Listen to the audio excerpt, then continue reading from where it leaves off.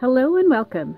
Today I am going to show you how I created this beautiful DIY and the person who inspired me. Alright, I'd like to introduce you all to Mom from MomDas Life Handmade. I absolutely love her channel. She is actually over in India. She is a phenomenal creative person, very resourceful. She always surprises me with what she can come up with minimal supplies on a budget. Right now she's doing a series where she's using her stash of fabric and creating lots of interesting projects using her stash. So I'm going to show you the video that has inspired me. Alright. It's the Farmhouse Dollar Tree Decor DIY. Now, this one is one from Christmas time, but this is a beautiful piece, and I thought it would be a great way to share with you all how you can take something that's seasonal, but if it inspires you, you can recreate it in your own way for any time of year. Don't just limit yourself to that one particular season. And I know MomDas would totally agree with me on this one. Alright, I hope you go and check her out. I'd love it if you do, and give her some support and go snoop around. She's got a lot of interesting ideas over on her channel. Here are the supplies that I am going to be using for this project.